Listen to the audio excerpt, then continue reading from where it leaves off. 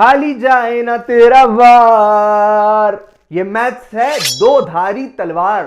Sir क्या समझाना चाहते हो, क्या बताना चाहते हो? मैं आपको बता दूं, बहुत सारे स्टूडेंट्स ना 48, 49, 50, 51 सही आंसर्स अटेम्प्ट करते हैं, मतलब उनका आंसर जो होता है वो सही होता है, उनको मार्क्स भी मिलते हैं, पर फिर भी वो मैथ्स जो आपका सीए फाउंडेशन का एक बेहतरीन खतरनाक जानलेवा सब्जेक्ट है उसमें फेल हो जाते हैं, 40 से कम नंबर आते हैं। सर ऐसे कैसे? 51, 52 सही आंसर्स के बाद भी फेल? हाँ जी हाँ। क्या आपने नेगेटिव मार्किंग का नाम सुना है? हाँ, 0.25 हर क्वेश्चन के डिडक्ट हो जाएंगे अगर आपका आंसर गलत गया। तो सर इसको कैसे टैकल करें, क्या चीज हमको ध्यान रखनी चाहिए, कितने क्वेश्चंस आपके स्ट्रांगली सही हो तो आपको दूसरे क्वेश्चन अटेम्प्ट करने जाना चाहिए, इस वीडियो में हम स्पेसिफिकली डिस्कस करने वाले हैं। मतलब हम इस वीडियो में यह जानेंगे कि आप कितने क्वेश्चंस के बाद रिस्क ले सकते हो, कितने क्वेश्चंस के बाद चांसेस ले सकते हो। बिकॉज अगर आपने 50 क्वेश्चन सही भी अटेम्प्ट करे और बाकी के क्वेश्चंस आपके गलत हो गए तो आपके 40 से कम नंबर आ सकते हैं। मैं आपको मैथमेटिकली समझाऊंगा मैथ्स में। तो ध्यान दीजिएगा इस वीडियो में आखिरी तक बने रहना, बिकॉज बहुत कुछ आपको सीखने मिलेगा। मैं इसमें आपको इंपॉर्टेंट चैप्टर्स जो होते हैं मैथ्स के वो भी आपको बताऊंगा, और कैसे टेक्निकली खेला जाए इस नेगेटिव मार्किंग की बात को इस वीडियो में हम समझेंगे। वीडियो का लाइक टारगेट रखेंगे हम 333, बिकॉज आई वॉन्ट कि आप 400 में से एटलीस्ट 333 तो मारो और सीए फाउंडेशन के बाद सीए इंटर में पधारो। अब थोड़ा कैलकुलेटर का यूज करना मेरे साथ, एक कॉपी पेन ले लो, मैं आपको समझाता हूं कैसे। आपने ब्रेक इवन पॉइंट का नाम सुना है? ब्रेक इवन पॉइंट वो पॉइंट होता है जहां पर आपको प्रॉफिट भी नहीं होता है, आपको लॉस भी नहीं होता है, मतलब इस पॉइंट ऑफ टाइम पर आपकी कॉस्ट पूरी रिकवर हो जाती है। तो ये समझो कि आपको कितने क्वेश्चंस सही अटेम्प्ट करने पड़ेंगे उसके बाद आप रिस्क ले सकते हो, या फिर कितने क्वेश्चंस आपको सही एकदम करेक्ट आपको पता होना चाहिए ताकि आप रिस्क फ्री खेल पाओ, ये जान लेते हैं। 52 क्वेश्चंस अगर आपने सही अटेम्प्ट किए तो 52 into 1 marks you will be awarded for each correct answer.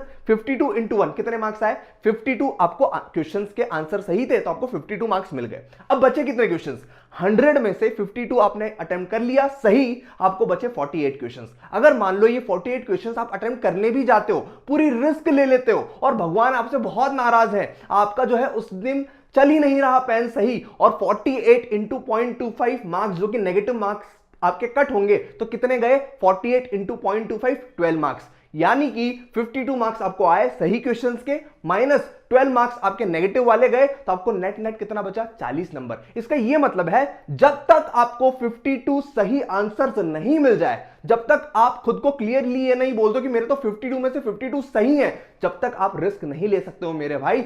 हमारे पास रिसर्च पड़ी है, डेटा पड़ा है, टेबल्स पड़ी है। बहुत सारे स्टूडेंट्स जो हमारी टेस्ट सीरीज देते हैं ना, जो मेंटरशिप का इंटीग्रेटेड पार्ट होती है, उसमें हमने देखा है बहुत सारे स्टूडेंट्स ना 50 क्वेश्चन सही अटेम्प्ट करते हैं, लेकिन फिर भी उनके मार्क्स कितना है? 38 मार्क्स है, बिकॉज नेगेटिव मार्किंग की वजह से वो नीचे चले जाते हैं। तो ध्यान रखो, आप जब तक 52, तो मैं बोल रहा हूं आपको एकदम पता होना चाहिए सही है, लेकिन 52 आपको एग्जैक्ट पता नहीं रहेंगे, तो आप इसको रखो 55, 60, मतलब एटलीस्ट जब तक आपको 60 क्वेश्चंस लगभग ऐसा लगे कि 60 में से 55 तो मेरे सही होंगे, आप रिस्क लो, अपना एग्रीगेट बनाओ, उसमें अच्छे मार्क्स 60, 65 मैथ्स में पहुंचने की कोशिश करो।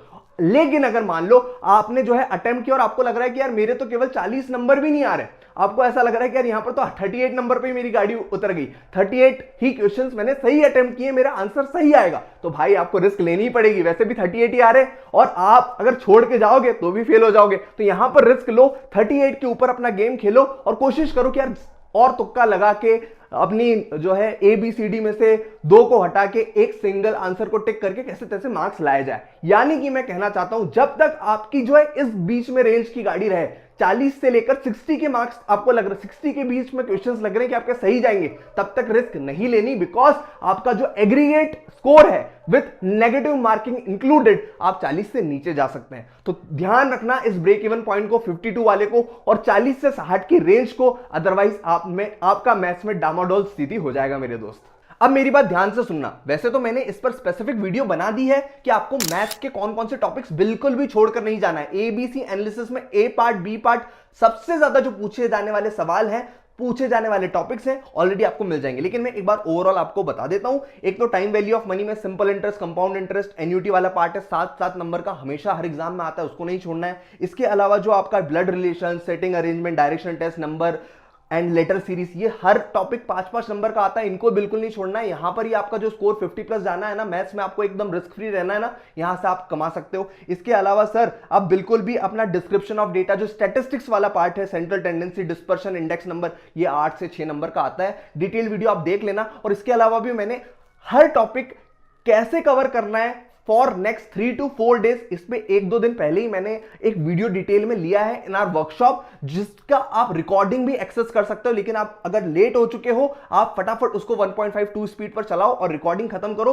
और 1 से 2 टेस्ट जो कि आपको मैंडेटरी उस वर्कशॉप में देने हैं वो देकर देख लो। ये जो रिसर्च में आपको बताता हूं ना, ये डेटा आपको बताते हो ना, इसी से हमको पता चलता है कि आप कितनी बाउंड्री पर जा रहे हो। एक बच्चा पढ़ तो लेता है यार, 45-50 नंबर उसको कहीं ना कहीं सही टिक हो जाते हैं, लेकिन ये गड़बड़ ना कर दे, उसका वो टेस्ट से एनालिसिस आता है। तो बहुत जरूरी है कि आप अपनी पढ़ाई को चेकअप करवाओ। जैसे अपन डॉक्टर को बताते हैं ना कि सर ठीक ठाक चल रहा हूं नहीं चल रहा हूं, वैसे ही बहुत जरूरी है कि आप भी खुद एक एनालिसिस करो, एमटीबी वगैरह सॉल्व करो। और अगर आपको डिटेल्ड एनालिसिस चाहिए तो अभी वर्कशॉप पर फॉर द नेक्स्ट 12-24 आवर्स एक ऑफर हम चला रहे हैं, आपको बहुत डिस्काउंटेड प्राइस पर पूरी वर्कशॉप मिल जाएगी, जिसकी रिकॉर्डिंग्स वगैरह भी आपके पास अवेलेबल रहेगी। तो मेक श्योर आप जल्दी से डिसीजन ले लें और अपनी सीए फाउंडेशन को सीए इंटर में कन्वर्ट करने के लिए अपना 100% एफर्ट डाल दें। बाकी मुझे बताना आपको लॉ में क्या प्रॉब्लम आ रही है, मैं स्पेसिफिक वीडियोस प्लान कर रहा हूं for the next couple of days, because मुझे पता है तुमको बहुत जरूरत है यहां पर एक पुश की, और वही पुश आपको कन्वर्ट करवा देगा एक सीए फाउंडेशन स्टूडेंट से सीए इंटर वाले स्टूडेंट में।